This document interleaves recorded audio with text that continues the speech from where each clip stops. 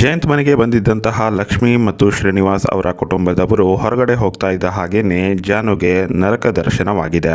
ಹೌದು, ಜಾನುಗೆ ಚಿತ್ರಹಿಂಸೆಯನ್ನ ಕೊಡಲು ಶುರು ಮಾಡಿದ್ದಾನೆ ಸೈಕೋ ಜಯಂತ್. ಸೈಕೋ ಜಯಂತ್ ಈ ಹಿಂದೆ ತನಗೋಸ್ಕರ ಹಾಡನ್ನ ಹಾಡಿಲ್ಲ, ತನ್ನ ಫ್ರೆಂಡ್ಗೋಸ್ಕರ ಹಾಡನ್ನ ಹಾಡಿದ್ಲು ಅನ್ನುವಂತಹ ರೀಸನ್ ಇಂದಾಗಿ ರಾತ್ರಿ ಇಡೀ ಇಲ್ಲಿ ಜಾನುಗೆ ಚಿತ್ರಹಿಂಸೆಯನ್ನು ಕೊಟ್ಟು ಹಾಡನ್ನು ಹೇಳುವಂತೆ ಕಿರಿಕಿರಿಯನ್ನು ಮಾಡಿದ್ದ. ನಿದ್ರೆನೇ ಇಲ್ಲದಂತಾದಂತಹ ಜಾನು ತುಂಬಾ ಸುಸ್ತಾಗಿದ್ಲು.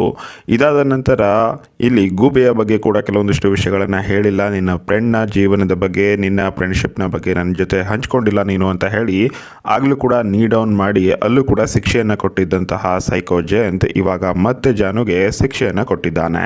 ಈ ಬಾರಿ ಒಂದಲ್ಲ ಎರಡಲ್ಲ ಸಾಕಷ್ಟು ರೀಸನ್ಗಳನ್ನು ಹಿಡ್ಕೊಂಡು ತುಂಬಾನೇ ಶಿಕ್ಷೆಯನ್ನು ಕೊಟ್ಟಿರುವಂತಹ ಜಯಂತ್ ಮೊದಲನೇದಾಗಿ ಕ್ಯಾರಮ್ ಆಡಲು ನೀನು ಅಪ್ಪನ ಜೊತೆ ಮಾತ್ರ ಜೋಡಿ ಆದೆ, ನನ್ನ ಜೊತೆ ನನ್ನನ್ನು ಕೂಡ ಕರ್ಕೊಳ್ಬೇಕಿತ್ತು, ನಾನು ಕೂಡ ಗೇಮ್ ಆಡಲು ಬರ್ತಾ ಇದ್ದೆ, ಬಟ್ ನೀವು ನನ್ನನ್ನು ಸೇರಿಸ್ಕೊಳ್ಳೇ ಇಲ್ಲ, ನನ್ನ ಹೆಸರು ಸಹ ನಿನ್ನ ಬಾಯಿನಲ್ಲಿ ಬಂದಿಲ್ಲ, ಅಪ್ಪ ಅಮ್ಮ ಅಂತ ಬಂದರೆ ಅಥವಾ ನಿಮ್ಮ ಫ್ಯಾಮಿಲಿಯವರು ಅಂತ ಬಂದರೆ ನನ್ನನ್ನು ನೀನು ಮರ್ತೇ ಬಿಡ್ತೀಯಾ, ಈ ರೀತಿಯಾಗಿ ಇನ್ಮೇಲೆ ಆಗಬಾರ್ದು, ನೀನು ತುಂಬಾ ನಗೋದಾಗಿರ್ಬೋದು ಅಥವಾ ನೀವು ಟೈಮ್ ಸ್ಪೆಂಡ್ ಮಾಡೋದು ಕೇವಲ ನನ್ನ ಜೊತೆನೇ ಆಗಿರಬೇಕು, ನೀವು ನನ್ನವಳು ಅನ್ನೋ ರೀತಿಯಲ್ಲಿ ಜಯಂತ್ನ ವರ್ತನೆ ಇರುತ್ತೆ. ಸೊ ಈಗಾಗಲೇ ಒಂದೆರಡು ಬಾರಿ ಜಯಂತ್ನ ವರ್ತನೆಯನ್ನು ನೋಡಿರುವಂತಹ ಜಾನುಗೆ ಇವಾಗ ಮತ್ತೆ ಶಾಕ್ ಆಗುತ್ತೆ.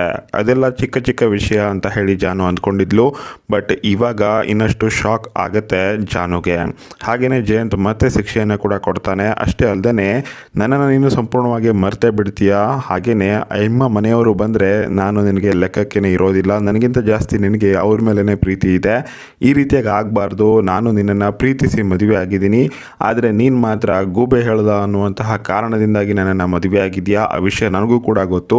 ಸೊ ಹೀಗಾಗಿ ಇನ್ಮೇಲೆ ನೀನು ಈ ತಪ್ಪುಗಳನ್ನು ಮಾಡಬಾರ್ದು, ನನ್ನ ಜೊತೆನೇ ಇರಬೇಕು, ನನ್ನನ್ನು ಮಾತ್ರನೇ ಪ್ರೀತಿ ಮಾಡಬೇಕು, ನನಗೋಸ್ಕರ ನೀನು ನಗಬೇಕು, ನನಗೋಸ್ಕರ ನೀನು ಬಾಳಬೇಕು ಅನ್ನೋ ರೀತಿಯಲ್ಲಿ ಜಯಂತ್ ಮಾತಾಡ್ತಾನೆ. ಮತ್ತು ತಾನು ಮಾಡಿರುವಂತಹ ತಪ್ಪುಗಳನ್ನು ನೀನು ಒಪ್ಕೊಳ್ಬೇಕು ಮತ್ತು ಅದಕ್ಕೆಲ್ಲ ಕೂಡ ಶಿಕ್ಷೆಯನ್ನು ಕೂಡ ಅನುಭವಿಸಬೇಕು ಅಂತ ಹೇಳಿ ಜಾನುಗೆ ವಿಚಿತ್ರವಾದಂತಹ ಇಲ್ಲಿ ಹಿಂಸೆಗಳನ್ನು ಕೂಡ ಕೊಡಲು ಮುಂದಾಗಿದ್ದಾನೆ ಜಯಂತ್.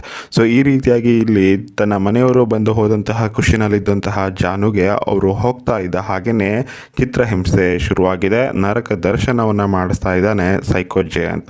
ಇದೇ ರೀತಿಯಾಗಿ ಮುಂದುವರೆದ್ರೆ ಜನತೆಗಂತೂ ಖಂಡಿತವಾಗ್ಲೂ ಈ ಸೀರಿಯಲ್ ಇಷ್ಟ ಆಗುತ್ತೆ ಅನ್ನೋದು ನನಗಂತೂ ಅನುಮಾನ. ಈ ಸೈಕೋ ಜಯಂತ್ನ ವರ್ತನೆ ಯಾಕೋ ದಿನದಿಂದ ದಿನಕ್ಕೆ ತುಂಬಾ ಅತಿ ಆಗ್ತಾ ಇದೆ ಅಂತ ಅನ್ನಿಸ್ತಾ ಇದೆ. ನಿಮಗೂ ಕೂಡ ಹಾಗೇನೆ ಅನ್ನಿಸ್ತಾ ಇದೆಯಾ ಇಲ್ವಾ ಅನ್ನೋದನ್ನು ಕಮೆಂಟ್ ಮಾಡಿ. Thank you.